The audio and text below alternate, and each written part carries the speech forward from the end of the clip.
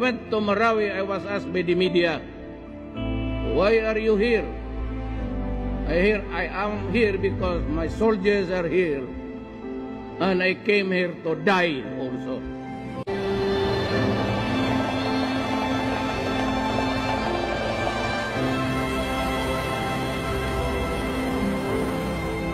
Believe me, it is easier to build from scratch than to dismantle the rotten and rebuild upon its rubble.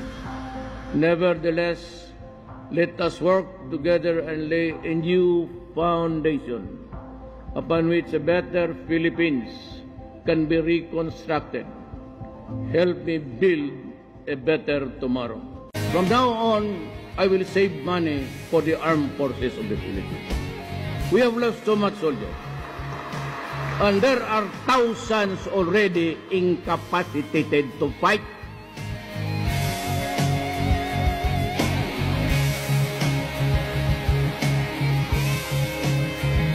To the critics against the fight, your efforts will be better spent if you use the influence, moral authority, and ascendancy of your organizations over your respective sectors to educate the people on the evil of illegal drugs.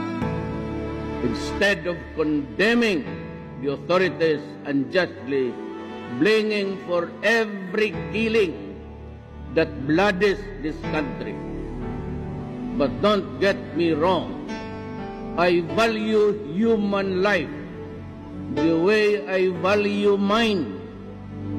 Each life that is snuffed out translates into future generations' loss. Kayo mag-itito kayo, binibombahan kasi ako ninyo ng ganon. Sabihin na ng mga tao, tama yan. Tama yan si Duterte. Kasi nangyayari. Kayo parang fruit samp, ganon-ganon. Pag na may namatay dyan ng maraming massacre na rape mga bata, hindi kayo umiimik. Maya-maya pagdating ng mga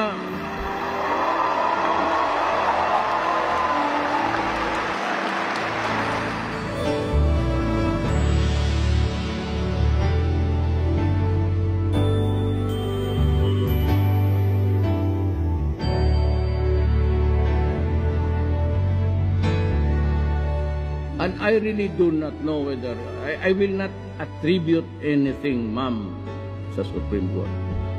Maybe I am at fault, so I am sorry if I misquote or I did not have the complete fact.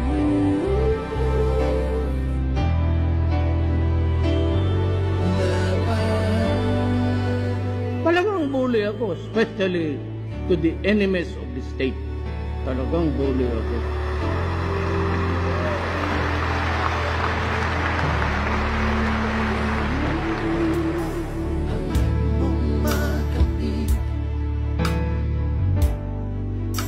I declared martial law in Mindanao because I believe that that was the fastest way to quell the rebellion at the least cost of lives and properties. Dahil ikaw ang aming Pangulo. Those who are on the ground and in the battlefields and those who are risking their lives for our country and our democracy, I have your backs. To those who oppose and think that all these are efforts that are out of order, I hold myself, me and me alone, should be responsible.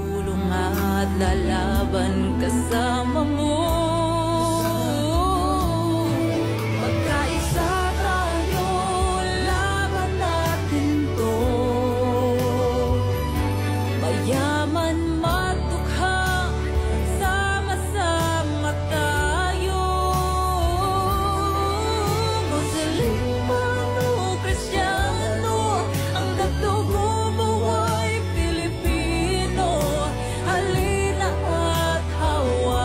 My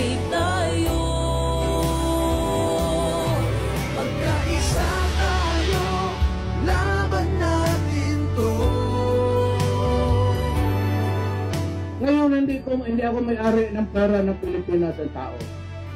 Ginagawa ko lang talaga ang paraan para maligayahan ang lahat. Para kayo. Para sa tao. Kung nakinig kayo sa speech, hindi ako presidente para sa mga mayaman. Hawak kamay tayo. At samahan sa laban ng ating Pangulo. Let me end by wishing everyone in the language of the earth. May God keep us forever sheltered in the hollow of His hand. Salamat.